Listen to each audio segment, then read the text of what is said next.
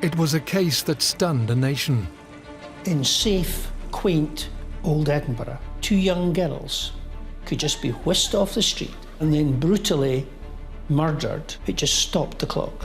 Whatever dreams they had, they turned into nightmares shortly after they left the World's End pub. 2 murders would uncover the appalling criminal past of one of Scotland's worst killers. He clearly treated both Helen and Christine just like pizza meat. It was quite clear to me that what he was describing in reality was a rape, a double rape. It would take 30 years of diligent police work and a change in the law to crack the case. We had in these forensic samples a kind of a code, a kind of a Rosetta Stone, if you like. The DNA that we found was exactly the same as the DNA we'd been searching for since 1995. The World's End murders were crimes that shook Britain.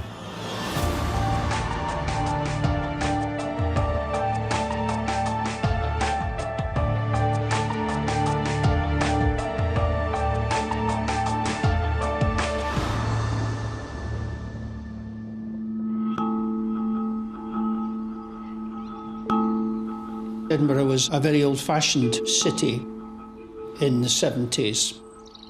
When you think about it, there's no mobile phones, there's no CCTV, there's none of the high-tech gadgetry that now accompany our lives. It was the 70s, so it wasn't the fashion capital of the world. It was flares, stripy tops, that type of thing. The licensing laws hadn't been liberalised. Very much Edinburgh shut down after about 11 o'clock at night when the pubs emptied.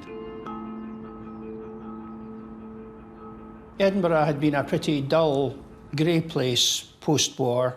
In the 60s, started to come out of that. By the 1970s, it was starting to be quite a bit more vibrant. There were more city centre pubs opening up. One of these pubs would become the centre of one of the most notorious murder cases ever to occur in Britain.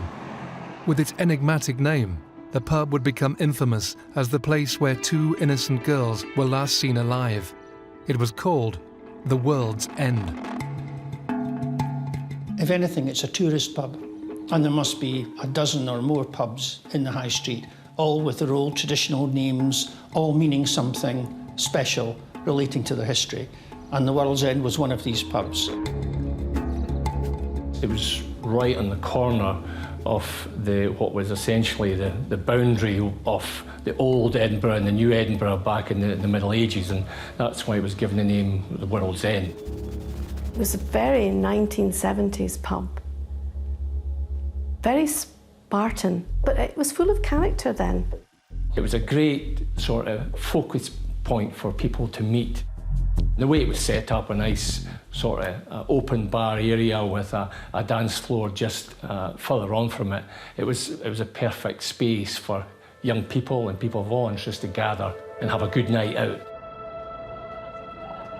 On the evening of the 15th of October, 1977, 4 young girls were enjoying a night out in the city.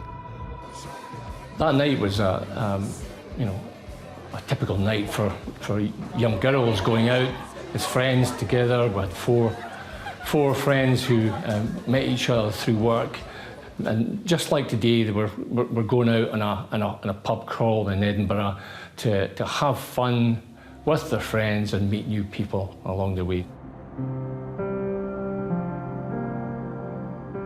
So they went to various places, met up the town. When I say up the town, I mean Princes Street area, went to various pubs, and sometimes they'd have a drink, sometimes they wouldn't. And they were doing what we all used to do at that time, looking to see where the action was, where the parties were going to happen. Remember, no mobile phones, no social networking, so you were out and about in the pubs, meeting people, meeting pals, who's going to have a party, where are we going, what are we going to do next. And they ended up in the World's End. Like all teenagers, they were trying their luck, trying to get a drink from a bar, as we all did, you know, a year before the legal limit, etc. And just having a great time. Now, by this time, probably about 9:30, 9 o'clock, 9:30 at night, been 1 or 2 places, had a couple of drinks, but we're not drunk.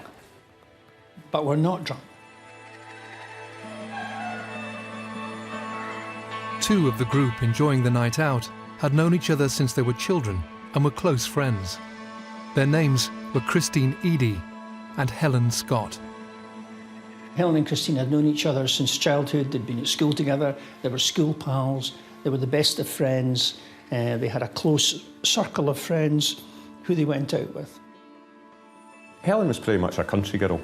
Even though she lived in the city, or we lived in the city, she wasn't into the latest fashion or anything like that. She was quite happy, or at her happiest, just putting on a pair of jeans and a t-shirt.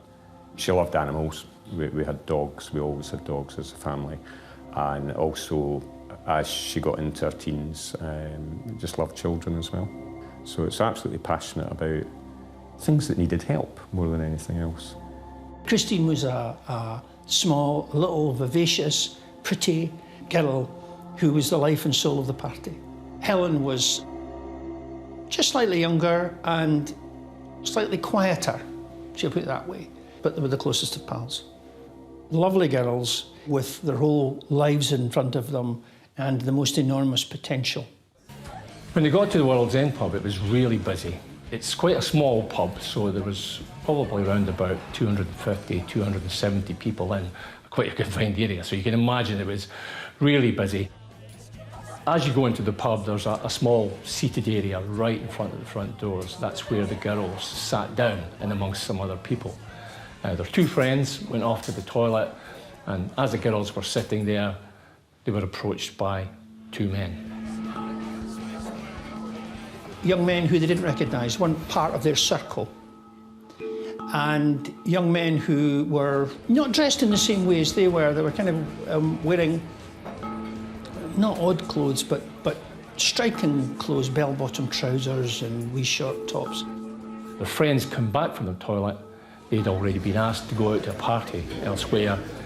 They spoke to both Christine and Helen and said, do you want to come along to this party? But the girls who were engaged and talking to the men said no. Unfortunately, that was probably one of the worst decisions they would have ever made in their short lives. What we know then is that they left the pub in the company, or not quite in the company, but left the pub at the same time as the two guys, at closing time. So about 10:15 was checking out time. You were asked to leave. And the beat policeman on duty that night remembers seeing two young girls like Helen and Christine leaving the World's End pub, and in the periphery, in the sort of local environment, were these two young guys. And then they moved down the high street and they disappeared down St Mary's Street, which is adjacent. And that's the last sighting of Helen and Christine alive. Later that evening, the girls' families realised that their loved ones had not returned from their night out. I remember going to my bed, normal time, and then I woke up, my bedroom door was ajar and there was lights still on. I got back up, went downstairs, and my mother was just sitting in the lounge, and I asked what had gone on, and obviously Helen hadn't come back. She was waiting up for Helen to come back.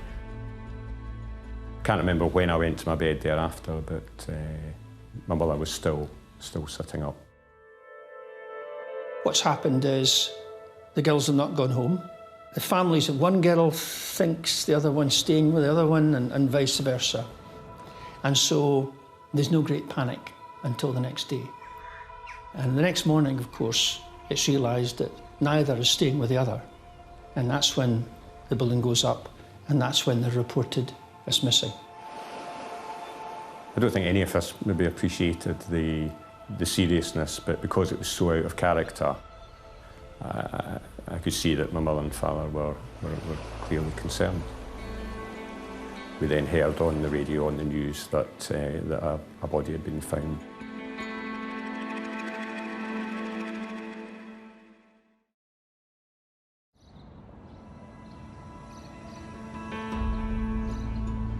The morning of the 16th of October 1977 saw growing concern for the safety of two 17-year-old Edinburgh girls, Christine Eadie and Helen Scott, who had disappeared after a night out in the city. Their family's worst fears were confirmed later that day, when the news they were dreading finally arrived. In the morning, I remember my parents making a number of phone calls because Helen hadn't come home, maybe thinking she'd stayed at a friend's house, albeit she'd never ever done that before. After they made these phone calls, we then went out in the car and drove to a flat that belonged to one of the girls that were with Christine and Helen that evening. Then we ended up going to an Edinburgh police station to report Helen and Christine missing. At the same time as they're reported missing, Christine's body is found by some dog walkers on the beach down at in East Lothian.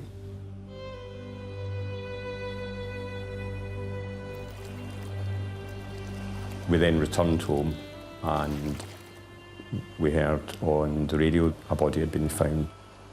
And I think it was kind of early afternoon. Christine was lying on her back. She had been stripped of her clothes and was bound. She'd been strangled using ligatures that were made from her own clothes.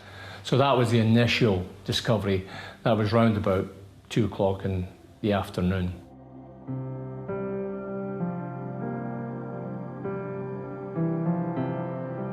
No attempt made to cover the body or conceal the body. It was just as if she'd been abandoned there, discarded there. One of the shocking parts about the initial crime scene was just the callous disregard for a person, just dumped like that. As the day went on, once again we heard on the radio that a second body had been found. Helen's body was found a mile or two distance up a country road in a field. It was very clear that the body hadn't been there long. And she had a coat. She was still wearing her coat, but had no other clothes on. She had been deposited in the field, and very much like Christine had been strangled using ligatures fashioned out of her own clothing. A police officer came to the door and had some belongings of Helen's and asked my father to identify if these belonged to Helen, and that was clearly when the seriousness and the tragic circumstances that had happened first dropped. As the police descended on the crime scenes, it quickly became apparent that not only were they faced with 2 murders, but they were in fact dealing with 2 killings that were linked. Both were friends of each other. They were both last seen together, and the methods of restraining the girls was the same. The interesting thing about Christine, the place where Christine was left, was it was on a long sweeping bend of a road. So it was actually a very good place to do something at the dead of night, because you could have seen vehicle lights coming from a long way away. So you can imagine the scenario, someone stopping a vehicle, looking forward and back, seeing no lights, and having a few minutes at least to do what they had to do. Helen looked very much as if she'd been led into the field. In fact, it became clear at post-mortem that she had died after Christine. As the Scott and Eadie families were left to cope with the tragic loss of Helen and Christine, the rest of Edinburgh too was in a state of shock. The fact that in safe, quaint old Edinburgh, 2 young girls could just be whisked off the street and then brutally murdered and abandoned some miles away, it just stopped the clock. Almost like a death of innocence. At the crime scenes, the police began the arduous work of preserving the vital clues and evidence. Work that seems primitive when compared to modern scientific methods. When you look back to 1977, it's almost looking back to a dark age. Forensic science was very much still the same as it had been in the early part of the century. So we didn't really have that much more in terms of technique or knowledge than the Victorian detectives had who investigated the original Jack the Ripper of the Whitechapel murders. We ran our murders on card systems. Forensically, it was all about hairs, fibres and blood, and not much else really. We didn't have any knowledge of DNA at that time. What we had was very, very good crime scene technicians. The main reservoir of the forensic evidence was going to be the girls themselves, their clothing, and the immediate area that surrounded them. So they made sure that they captured that information as best they could. Each item that was taken by a scientist, so they were applying these rigorous standards right from the very outset. And one of these scientists was Lester Knibb, who would subsequently go on and play a very major part in the case. We were involved in the examining of every item that had been recovered from the scene. Effectively every bit of clothing and the ligatures and the vaginal swabs and other swabs from parts of the body were all submitted. So our initial job was to examine the clothing and recover any trace evidence that might be present on it, particularly fibres that might have been transferred during the initial assault and so on. In other words, the last things that they might have been touching while they were wearing these items. The thing that sort of resonates at that time and right throughout was the care that he took at that time, and other identification branch staff took at that time to preserve those essential bits of evidence. We had in these forensic samples a kind of a code, a kind of a Rosetta Stone, if you like, where we knew there was something very important, but we just couldn't read it. We didn't have the knowledge, we didn't have the science to decipher it yet. This meticulous attention to detail and the incredible foresight to preserve the samples in such a way that the evidence they contained could be reanalyzed again in the future was one of the cornerstones of the case, and one that would eventually prove invaluable. As well as the work in the lab, detectives were employing more traditional methods in their search for a break in the case. They had to do the grueling task of going into the pub and trying to trace everyone who was there that evening. We then decided to go into the realm of having an identikit picture made. Now, identikit pictures are also, they seem like something out of a bygone age.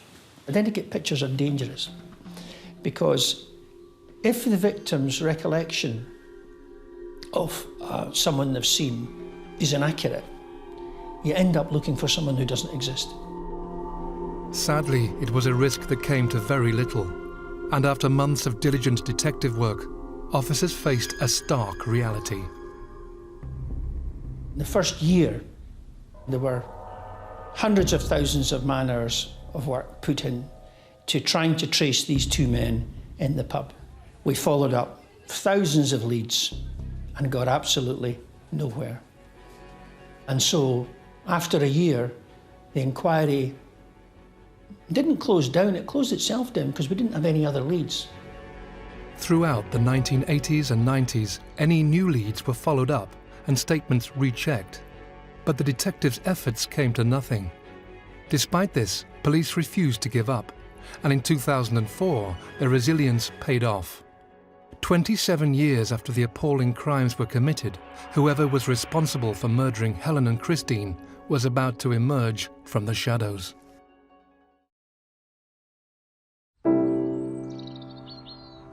Detectives in Scotland had spent almost 30 years investigating the murders of Christine Eadie and Helen Scott, who were last seen alive in the World's End pub in Edinburgh on October the 15th, 1977. Their bodies were found the following day. Both girls had been raped, tied up, and strangled with their own clothes. We always knew with fair certainty that two men had been involved. First of all, two men had been seen with Helen and Christine in the pub.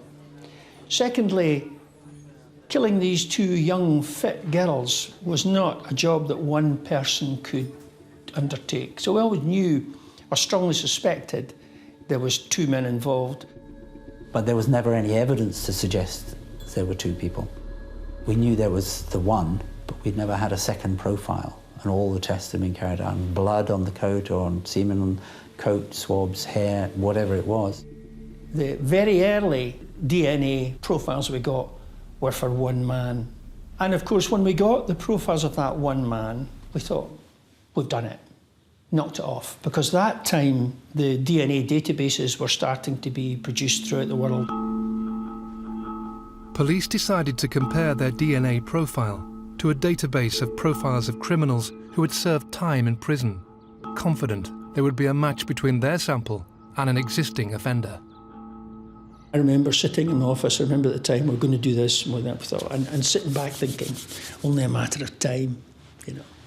What we're going to do now is nothing. How can this be? How can this person be a person who has not offended before? It was just inconceivable, given the nature of the crime. And so we were stopped in our tracks then for quite some time until a new development in 2004. Almost 30 years after the murders, advances in forensic science meant clues that had remained hidden for so long were finally being revealed. There was a technology using Y chromosomes that was beginning to come to the fore. If you look at the Y chromosome, you get the profile from the father, but that remains the same right the way through the male line. So your father, your grandfather, your uncles, your brothers, you know, they're all going to have the same profiles.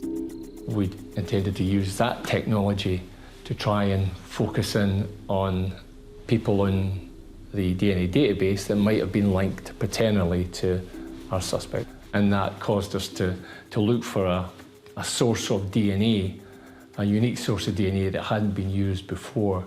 So we had to go back to Leicester Nib after, 27 years and say, is there anything that you have left in your stores?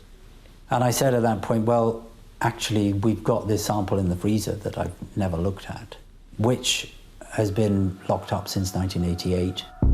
He had managed to keep a small square of material that was taken from Helen Scott's coat, and it hadn't been used, it had been kept sealed in the back of his laboratory. So I took a small extract from some of the original staining.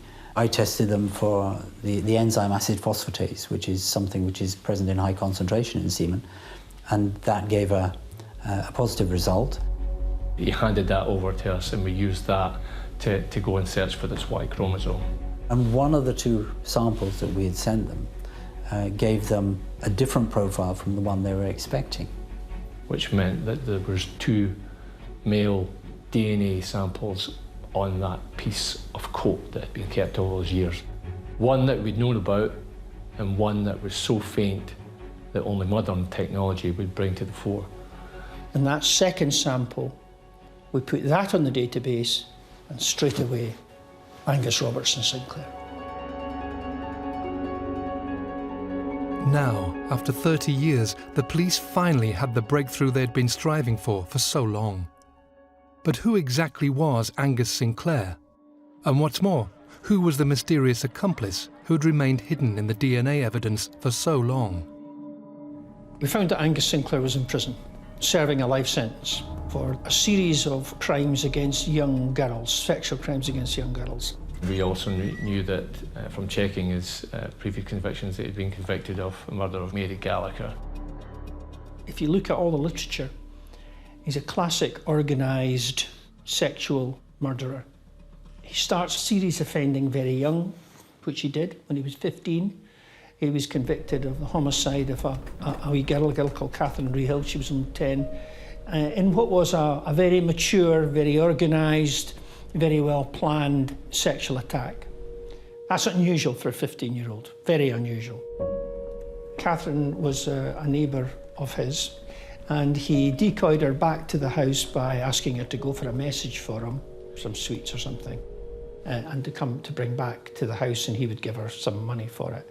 Immediately she came back, he attacked her, sexually attacked her, and during that process she died, probably through manual strangulation. Eventually, of course, it's discovered that he's done it and he gets culpable homicide 10 years. He's only a minor, so it's not shown as an adult conviction, so there's no big record of it.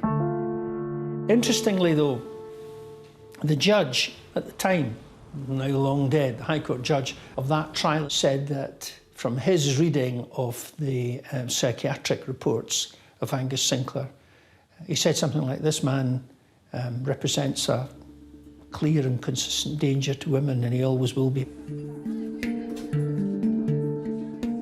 As the criminal history of Angus Sinclair was slowly revealed, the fact remained that the forensic evidence found on the World's End victims suggested 2 murderers. Sinclair was one, but who was the other? Detectives began investigating family members, and they noticed that male relatives of Sinclair's wife shared common characteristics with their mystery profile. They quickly eliminated all but one of her brothers. The remaining man was called Gordon Hamilton, but the problem facing the police was that he was dead and his remains had been cremated. The scientists were telling us that we were almost certain it was Gordon Hamilton. We just missed that last piece of DNA to confirm that. So we then set about trying to locate that DNA. Unfortunately, all the materials that might have been remaining from him that might help the police and the labs to identify his DNA were unavailable. They'd been destroyed. There wasn't a record anywhere from B&Bs or hostels or hospitals or wherever. So they just needed to find somewhere that would identify him. He did some handyman work at a house from one of his friends back in the mid-90s. We went 10 years later to the house, and when we examined the room that he looked at, he had fitted cornicing to the corner of one of the rooms, and we had the scientists remove that cornicing because they said that would be the best area for any DNA to be left. And lo and behold, their calculations was correct. In an area where he had been holding the back of the cornicing and fitting it together, we found DNA, and the DNA that we found in there was exactly the same as the DNA we'd been searching for since 1995. So that was the final piece of the jigsaw for the whole puzzle. Now that detectives could put names to their suspects, they began to spread the net wider to discover if both Sinclair and Hamilton could be responsible for even more crimes. Operation Trinity was born as officers pored over files detailing historic murders in Scotland. We'd already been looking at, during the course of our DNA examinations, at some of the unsolved murders from Shrew and Glasgow in any case. So we'd realised that there were similarities to murders which had occurred in Glasgow that correlated to the World's End murders through and the east of Scotland. And these similarities were the use of ligatures, improvised ligatures, fashioned from the clothing of the victims.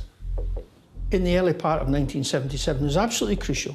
Angus was earning good money through his criminal activity, but also through his work, and he was a hard-working guy, very organised guy, would work at weekends, etc., etc. He bought himself a brand new Toyota Caravanette. He bought this to go fishing, ostensibly, and he would go at weekends all over Scotland, sometimes with his brother-in-law, Gordon, and sometimes on his own fishing. And this gave him licence to kill, quite literally. So we had a timeline and we started looking. And it was about 3 years, 1977 to 1980. And very quickly, we came across Anna Kenny, Hilda Macaulay, Agnes Cooney, all murders within Glasgow. All very similar to the World's End cases. Sexually motivated murders, tied with their own clothing, abandoned at various points in the countryside as if from a vehicle. The problem was there was no forensic evidence in these cases. None of it was left. It had been lost and destroyed over the years since their murder, since the late 70s. With the weight of evidence mounting, officers confronted Angus Sinclair in prison. At the time, he was serving a life sentence since 1982, after admitting 11 counts of raping young girls between the ages of 6 and 14. In 2001, he was also convicted of murdering 17-year-old Mary Gallagher. She had been strangled with her own clothing and then raped. Although he was in prison with little chance of release, Sinclair revealed nothing about the World's End case.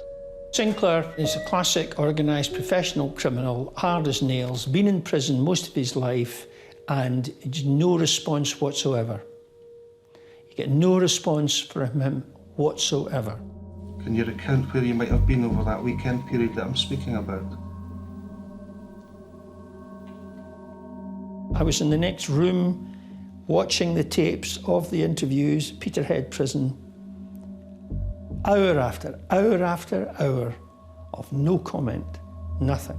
Are you able to recollect at all where you might have been at that period in October 1977? Sat completely impassively. The absolute epitome of a professional criminal. Despite this wall of silence, officers were undeterred, and in 2007, Sinclair faced trial, charged with the murders of Christine Eadie and Helen Scott. The lack of forensic evidence, though, linking Sinclair to the historic murders in Glasgow, meant prosecutors decided not to charge him with the killings of Anna Kenny, Hilda Macaulay, or Agnes Cooney. Those murders remain unsolved. As the trial began, though, detectives were stunned by what happened.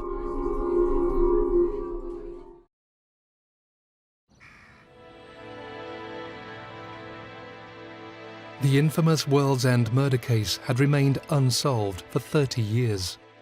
In 2007, after decades of diligent detective work, the families of the victims, Christine Eadie and Helen Scott, finally had the opportunity to see the man charged with their murders, Angus Sinclair, called to account. As we got closer to the 2007 trial, I think there was maybe a bit of trepidation in terms of opening the wounds back up again.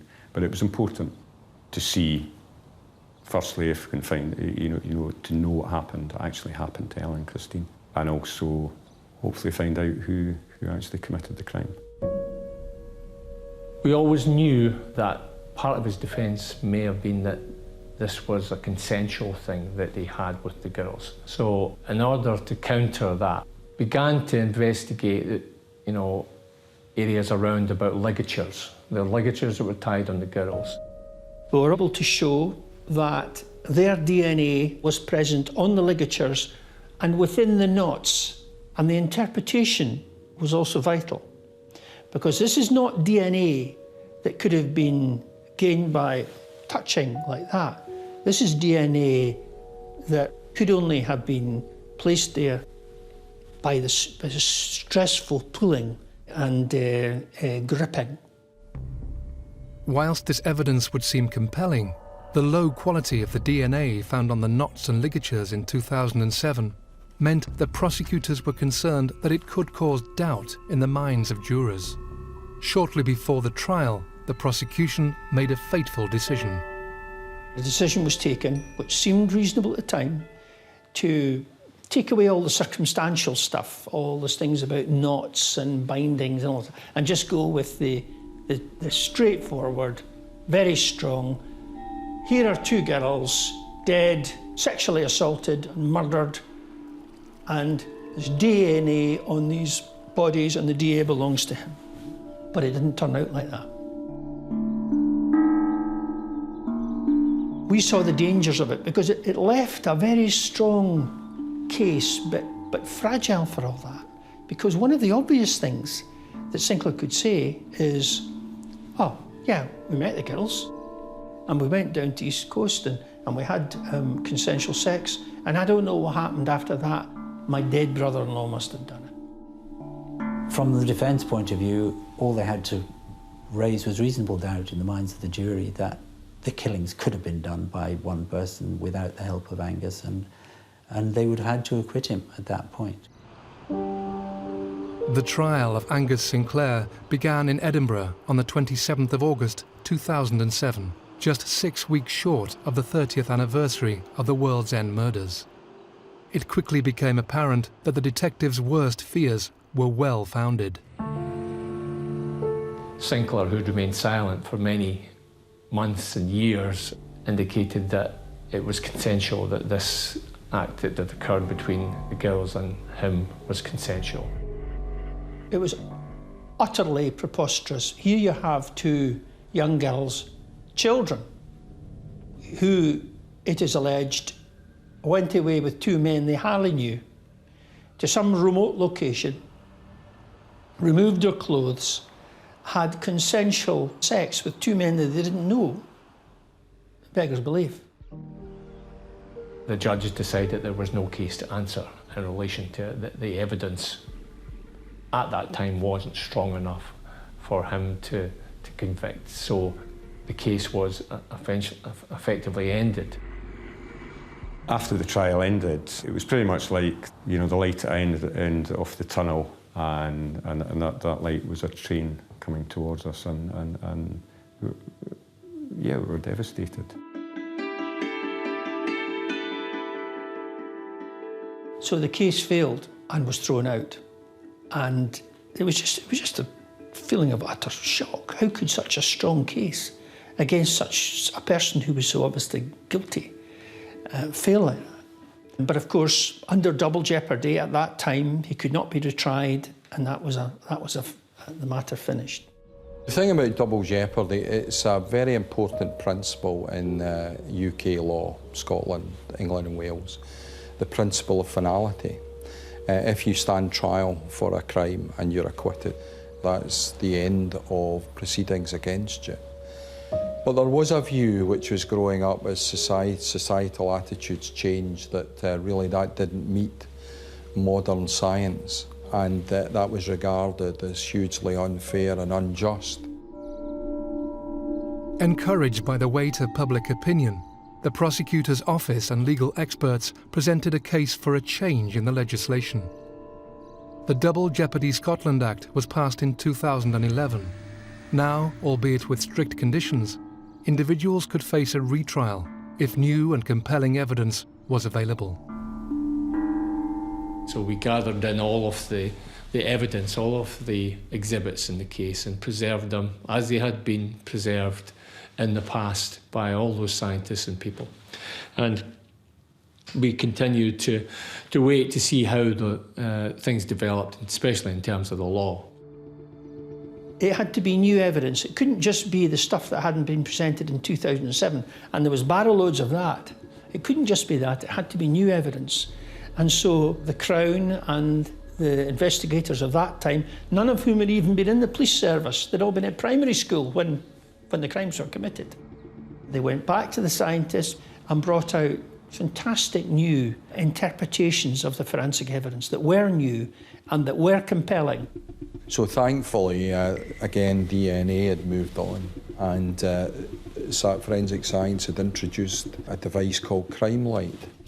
So what this did was it showed Sinclair's and Hamilton's DNA on the folds of the ligatures. Again, the interpretation of this is hugely important. Not only did they touch these garments, but they had tied them.